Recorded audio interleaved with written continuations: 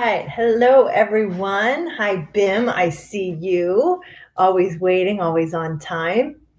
So, did anyone have any comparisons between the chapters we read to the movie, if you've seen it? If you have, put it in the live chat and let's see what you found and what you thought of. Our next chapter is titled The Oompa Loompas. Remember, the Oompa Loompas were the workers in Mr. Willy Wonka's factory. So let's learn a little bit more about them. Here we go. Oompa Loompas, everyone said at once. Oompa Loompas! Imported directly from Loompa Land, said Mr. Wonka proudly.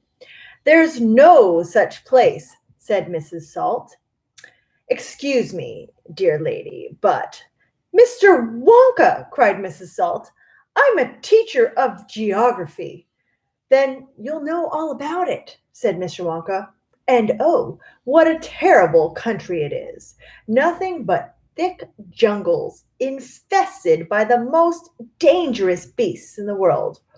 Hornswogglers and snozwangers and those terrible wicked wangdoodles. A wangdoodle would eat 10 Oompa Loompas for breakfast and come galloping back for a second helping. When I went out there, I found the little Oompa Loompas living in tree houses. They had to live in tree houses to escape from the Wangdoodles and the Hornswogglers and the Snozwanglers, and they were living on green caterpillars, and the caterpillars tasted revolting. And the Oompa Loompas spent every moment of their days climbing through the treetops, looking for other things to mash up with the caterpillars to make them better. Red beetles, for instance, and eucalyptus leaves, all of them beastly, but not quite so beastly as the caterpillars. Poor little Oompa Loompas! The one food that they longed for more than any other food was the coca bean, but they couldn't get it. And Oompa Loompa was lucky if he found 3 or 4 cacao beans a year. But oh, how they craved beans. They used to dream about cacao beans all night and talk about them all day. You had to only mention the word cacao to an Oompa Loompa, and he would start dribbling at the mouth. The cacao bean, Mr. Wonka continued, which grows on the cacao tree, happens to be the thing from which all chocolate is made. You guys remember that from Maru chocolate? You cannot make chocolate without the cacao bean. The cacao bean is chocolate. I myself use billions of cacao beans every week in this factory. And so, my dear children, as soon as I discovered that the Oompa Loompas were crazy about this particular food, I climbed up to their treehouse village and poked my head in through the door of the treehouse belonging to the leader of the tribe. The poor little fellow, looking thin and starved, was sitting there trying to eat a bowl full of mashed up green caterpillars, without being sick. Look here, I said, speaking not in English, of course, but in Oompa Loompish. Look here, if you and all your people will come back to my country and live in my factory, you can have all the cacao beans you want. I've got mountains of them in my storehouses. You can have cacao beans for every meal. You can gorge yourselves silly on them. I'll even pay your wages in cacao beans if you wish.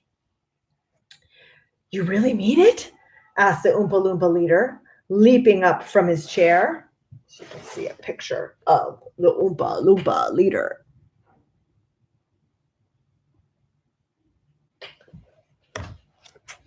Of course I mean it, I said, and you can have chocolate as well. Chocolate tastes even better than cacao beans because it's got milk and sugar added. The little man gave a great whoop of joy and threw his bowl of mashed caterpillars right out the treehouse window. "It's a deal," he cried. "Come on, let's go." So I shipped them all over here, every man, woman, and child in the Oompa Loompa tribe. It was easy. I smuggled them over in large packing cases with holes in them, and they all got here safely. They are wonderful workers. They all speak English now. They love dancing and music. They are always making up songs. I expect you will hear a good deal of singing today from time to time. I must warn you, though, that they are rather mischievous. They like jokes. They still wear the same kinds of clothes they wore in the jungle. They insist upon that. The men, as you can see for yourselves across the river, wear only deer skins. The women wear leaves, and the children wear nothing at all. Woo! The women use fresh leaves every day. "Daddy!" shouted Veruca Salt, the girl who got everything she wanted. "Daddy, I want an Oompa Loompa! I want you to get me an Oompa Loompa! I want an Oompa Loompa right away! I want to take it home with me! Go on, Daddy! Get me an Oompa Loompa!" "Now, my pet," her father said to her, "we mustn't interrupt Mr. Wonka." "But I want an Oompa Loompa!" screamed Veruca. "All right, Veruca, all right, but I can't get it for you this second. Please be patient. I'll see you have one before this day is out." "Augustus!" shouted Mrs. Gloop. "Augustus, sweetheart, I don't think you better do that." Augustus Gloop, as you might have guessed, had quietly sneaked down to the edge of the river, and he was now kneeling on the riverbank, scooping hot melted chocolate into his mouth as fast as he could. And that's the end of the chapter, The Oompa Loompas. Let's read one more. This one is called Augustus Gloop Goes Up the Pipe. When Mr. Wonka turned round and saw what Augustus Gloop was doing, he cried out, "Oh no!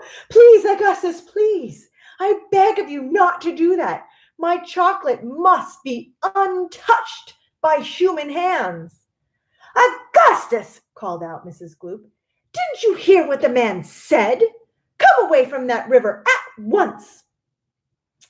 "This is fabulous stuff," said Augustus, taking not the slightest notice of his mother or Mr. Wonka. "Gosh, I need a bucket to drink it properly." "Augustus," cried Mr. Wonka, hopping up and down, waggling his stick in the air, "you must come away. You are dirtying my chocolate." "Augustus!" cried Mrs. Gloop. "Augustus!" cried Mr. Gloop. But Augustus was deaf to everything except the call of his enormous stomach. He was now lying full length on the ground with his head far out of the river, lapping up the chocolate like a dog. "Augustus!" shouted Mrs. Gloop. "You'll be giving that nasty cold of yours to about 1,000,000 people all over the country." "Be careful, Augustus!" shouted Mr. Gloop.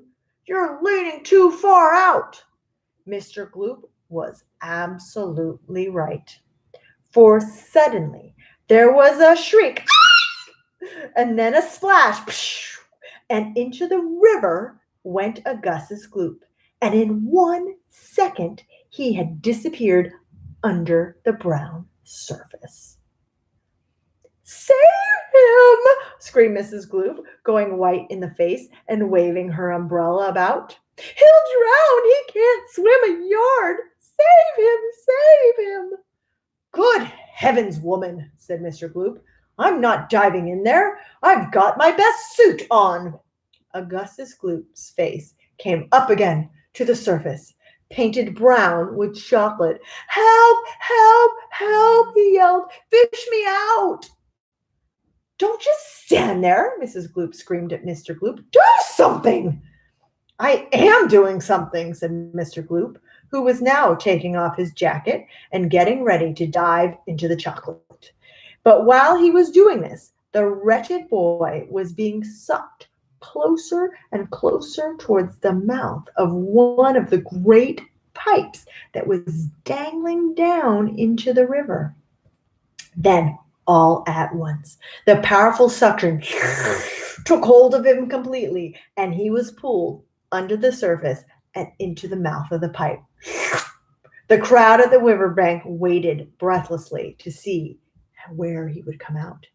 "There he goes!" somebody shouted, pointing upwards. And sure enough, because the pipe was made of glass, Augustus Gloop could be clearly seen shooting up inside it headfirst like a torpedo. "Help! Murder! Police!" screamed Mrs. Gloop. "Augustus, come back at once! Where are you going?" "It's a wonder to me," said Mr. Gloop, "how that pipe is big enough for him." "It isn't big enough," said Charlie. "Oh dear, look, he's slowing down." "So he is," said Grandpa Joe. "He's going to stick," said Charlie. "I think he is," said Grandpa Joe. "By golly, he has stuck," said Charlie. "It's his stomach that's done it," said Mr. Gloop. "He's blocked the whole pipe," said Grandpa Joe.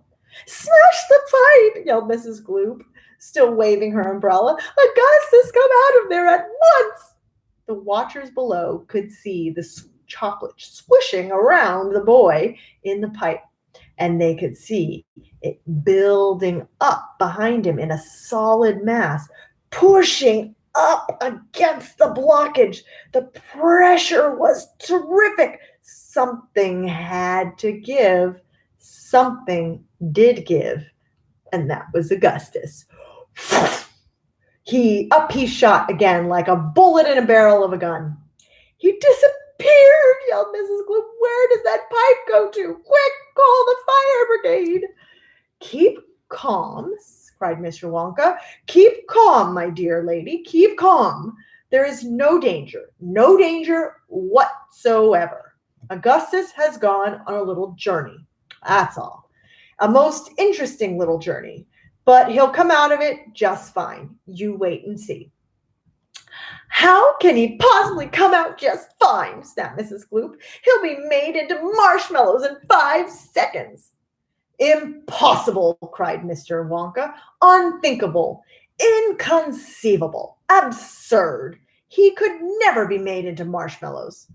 "And why not, I ask?" shouted Mrs. Gloop.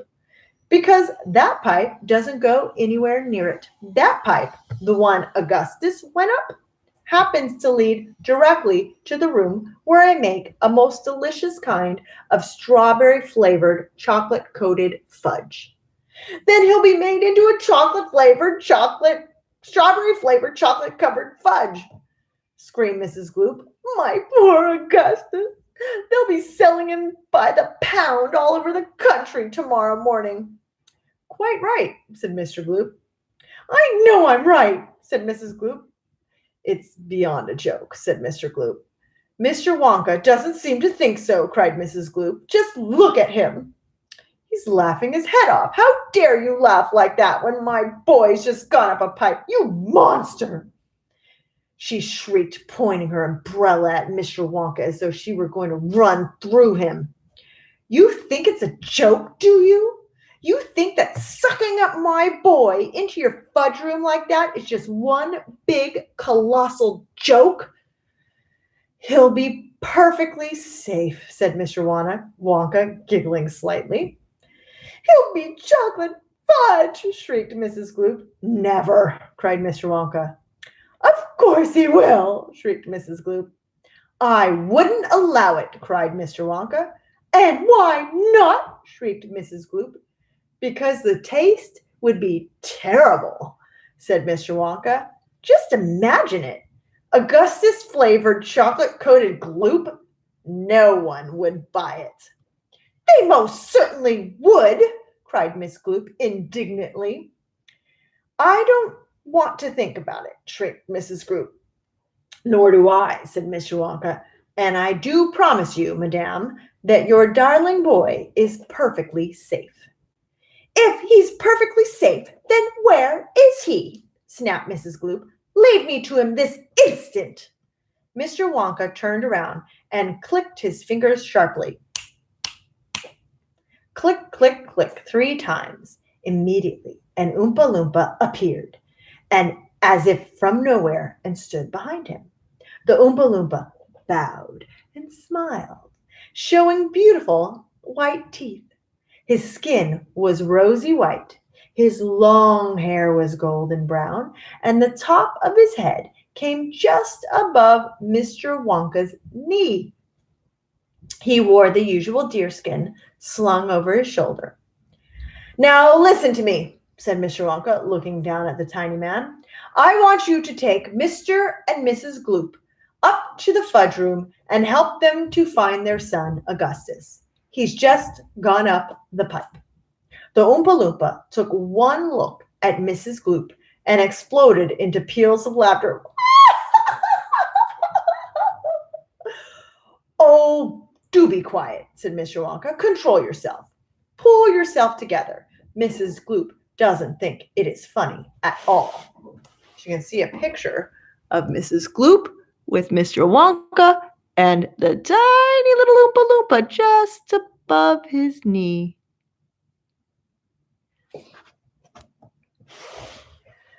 You could say that again, Mrs. Gloop said.